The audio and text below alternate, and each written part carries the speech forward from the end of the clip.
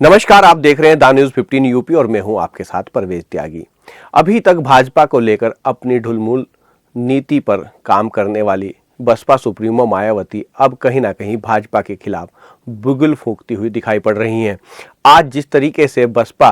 की एक कॉल पर हजारों हजार कार्यकर्ता उत्तर प्रदेश ही नहीं बल्कि देश में सड़कों पर उतरे हैं और कहीं ना कहीं बाबा साहब के अपमान को लेकर मुखर होते हुए दिखाई पड़ रहे हैं, उसके बाद अब बसपा सुप्रीमो ने ये ऐलान कर दिया है कि भारत के गृह मंत्री और भाजपा के वरिष्ठ नेता अमित शाह को अब बाबा साहब के अपमान पर माफी मांगनी ही पड़ेगी। कहीं ना कहीं बसपा के कार्यकर्ता जिस तरीके से सड़कों पर उतरकर नारेबाजी कर रहे हैं वो साफ तौर से इस तरफ इशारा कर रहा है कि अब माफी से आगे कहीं ना कहीं इस्तीफे की मांग भी अमित शाह के तेज हो गई है। अब बसपा के कार्यकर्ताओं ने संविधान निर्माता अंबेडकर के अपमान को कहीं ना कहीं प्रतिष्ठा का प्रश्न बना लिया है। ऐसे में बसपाई और कहीं ना कहीं जितने भी अंबेडकरवादी संगठन हैं या अंबेडकरवादी लोग हैं वो अब भाजपा के घेराबंदी में जुट गए हैं। जिस तरीके की भीड़ सड़कों पर आज दिखाई दे रही है और जिस तरीके की नारेबाजी होती हुई दिख रही है वो साफ तौर से बता रही है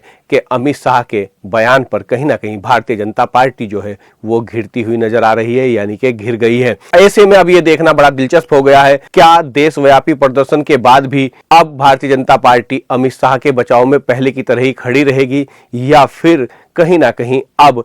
भाजपा और अमित शाह को बैकफुट पर आना पड़ेगा। जिस तरीके से फ्रंट फुट पर आकर बहुजन समाज पार्टी और कांग्रेस कहीं ना कहीं भारतीय जनता पार्टी को बाबा साहब के अपमान पर घेरने का काम कर रहे हैं, उससे साफ होता जा रहा है कि अब ये लड़ाई आगे भी और तेज हो सकती है, लंबी भी छिड़ सकती है। जिस तरीके से आज कांग्रेस की ओर से सम्मान मार्च निकाला जा रहा है बाबा साहब अंबेडकर के अपमान को लेकर, तो वहीं बसपा भी मैदान में कहीं ना कहीं भाजपा के खिलाफ अपना बिगुल फूंकती हुई दिखाई दे रही है। जिस तरीके से तमाम बसपा के पदाधिकारी, बसपा के नेता, कार्यकर्ता और तमाम अंबेडकरवादी लोग आज सड़कों पर हैं, उससे साफ तौर से दिख रहा है कि अब जो है देश में अंबेडकर के अपमान को लेकर कहीं ना कहीं घमासान और भी तेज होगा, क्योंकि जिस तरीके से अमित शाह ने संसद में अंबेडकर को लेकर बयानबाजी की, उस बयानबाजी को कहीं ना कहीं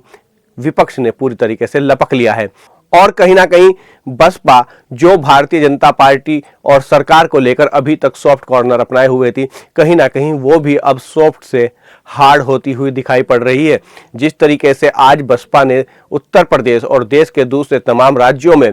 भाजपा के खिलाफ बुगुल फूंका है, उससे इस बात के साफ संकेत मिल रहे हैं कि अब कहीं ना कहीं बसपा सड़कों पर उतरकर आगे भी इस तरीके के प्रदर्शन और आंदोलन को धार देती हुई दिखाई दे सकती है। अब ऐसे में मायावती ने यह ठान लिया है कि कहीं ना कहीं 27 से पहले उत्तर प्रदेश में बसपा की कमजोर हुई ताकत को फिर से मजबूत करना है। ऐसे में बसपा की मजबूती के लिए अब बहन जी कहीं ना कहीं एक डिसीजन लेती हुई, एक निर्णय लेती हुई, एक फैसला लेती हुई दिखाई दे रही हैं और ये फैसला उनका अब कारगर होता हुआ भी दिखाई दे रहा है, क्योंकि जिस तरीके से बसपाई अब सड़कों पर उतर आए हैं उससे लग रहा है कि कहीं ना कहीं इससे बहुजन समाज पार्टी को संजीवनी मिल सकती है। और क्योंकि उत्तर प्रदेश के साथ ही देश के कई ऐसे राज्यों में भी साल 2027 में चुनाव होना है जहां बसपा को एक अच्छा खासा वोट मिलता रहा है। ऐसे में बसपा ने भाजपा के खिलाफ इस प्रदर्शन को देशव्यापी प्रदर्शन का नाम दिया है और उसी देशव्यापी प्रदर्शन के सहारे कहीं ना कहीं अंबेडकर के अपमान को लेकर अब मुखरता से बसपा सरकार और भारतीय जनता पार्टी के खिलाफ खड़ी होती हुई